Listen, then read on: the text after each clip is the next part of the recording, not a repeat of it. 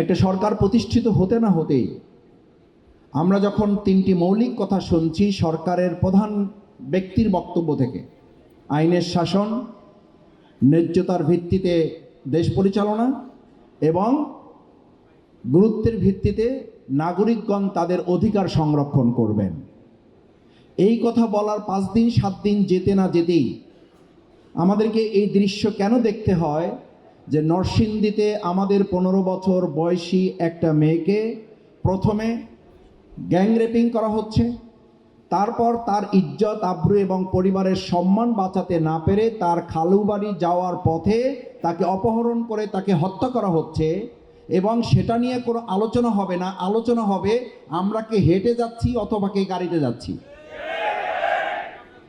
এটা অত্যন্ত দুর্ভাগ্যজনক। এটা বক্তব্যের সাথে শুধু সাংঘর্ষিক নয়, এটা 18 কোটি মানুষের সাথে প্রতারণা করার শামিল। এটা জুলাই যোদ্ধাদের প্রতি প্রতারণা, বিশ্বাসঘাতকতার শামিল। মনে রাখতে হবে এই জাতি স্লোগান তুলেছিল উই ওয়ান্ট জাস্টিস। যদি সেই ন্যায়পরায়ণতা থেকে বিরোধী দল কিংবা সরকার কেউ ভুলে যায় তাহলে ওই জুলাই যোদ্ধা যারা একটা গুলি করলে একটা সরে বাকিগুলো সরে না, তারা বেঁচে আছে, আবার 5ই আগস্টের জন্য রাস্তায় তারা নেমে আসবে।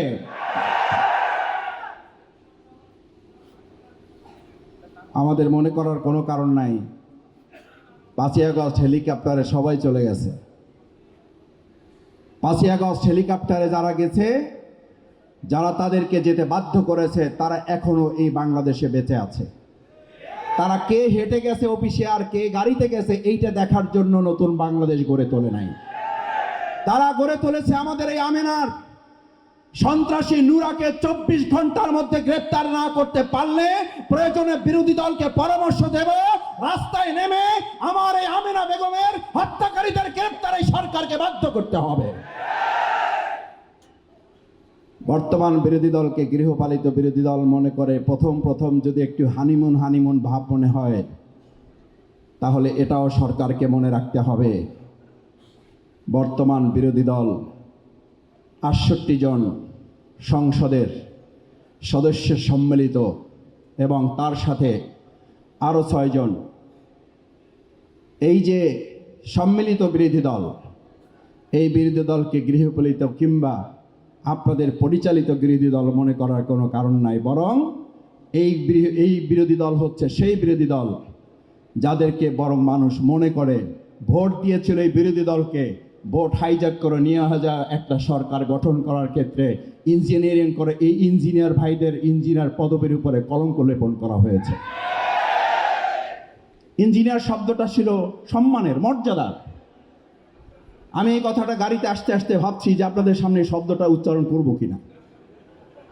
ইঞ্জিনিয়ার শব্দটা উচ্চারণ করলেই এখন আমাদের মধ্যে এক ধরনের নেতিবাচক প্রভাব তৈরি হয়, একটা ঘৃণার ভাব তৈরি হয়। ইঞ্জিনিয়ারিং শব্দটা তো ছিল আমাদের প্রকৌশলীরা দেশ, সমাজ, রাষ্ট্র, ভবন নির্মাণ, গোটা পৃথিবীর নীল নকশা, এগুলো নকশা বাস্তবায়নে তারা সহযোগিতা করবেন। কিন্তু আমরা 2026 সালের 12ই ফেব্রুয়ারি দুপুরের পর, বিকালের পর, এমনকি সন্ধ্যা পর্যন্ত মানুষ ভোট যাদেরকে দিয়েছে 4:30 পর্যন্ত, সেই 4:30টার ভোট আমরা দেখলাম যে একটা শব্দ ব্যবহার করা হয়েছে। কি শব্দ? সেই শব্দের নাম হচ্ছে ইঞ্জিনিয়ারিং। অথচ সেই ইঞ্জিনিয়ার এখানে বসে আছেন। আমি আপনাদেরকে পরিষ্কার বলতে চাই, আপনাদের এই পদ পদবীর উপরে যারা কলঙ্ক লেপন করেছেন, আপনারা 18 কোটি মানুষকে সাথে নিয়ে এর বিরুদ্ধে তীব্র প্রতিবাদ গড়ে তোলে ভোট দিয়েছে এক জায়গায়, সরকার গঠন হয়েছে আর এক জায়গায়। এর পরিণতি অতি সত্বর জনগণ আর একবার মানুষকে জবাব দেওয়ার জন্য প্রস্তুত থাকবে। কেউ সরকারি দলের বলা শুরু করেছেন, 2-1 জন মন্ত্রীও কথা বলতে শুরু করেছেন, কারণ তারা জানেন পবিত্র মাহে রমাজান সংযত হওয়ার কথা, সংযম হওয়ার কথা। আমরা আগের সেই 17 বছর যে বক্তব্য শুনতাম, যদি আপনারা বেগুন না পান তাহলে মিষ্টি কুমড়া খান, যদি আপনারা এটা না পান তাহলে ওটা করেন। এখন বর্তমান বিদ্যুৎ মন্ত্রী অলরেডি রেসিপি দেওয়া শুরু করে দিয়েছে, বলছে ঋণের বোঝায় জর্জরিত হওয়ার চেয়ে অন্ধকারে থাকা ভালো। আমরা ধিক্কার জানাই, অন্ধকারে থাকার জন্যই দেশ 2024-এর 5ই আগস্ট আরেকবার স্বাধীন হয় নাই।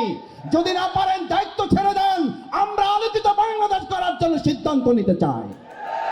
আপনারা লুটতরাজ করবেন, বেগম পাড়ায় আপনারা কানাডায় ঘর বাড়ি করে তুলবেন, সুযোগ সুবিধা ভোগ করবেন, আন্দোলন সংগ্রামে আপনাদের নামে একটা মামলা হবে না, আপনারা জেলখানায় যাবেন না, কোন একটা রাষ্ট্রের প্রেসক্রিপশনে আপনারা মন্ত্রী হবেন, বাংলাদেশের মানুষকে অন্ধকারে রাখবেন, সেই বাংলাদেশ আর কল্পনা করার সুযোগ আপনাদের হাতে নাই। আমার ভাইয়েরা,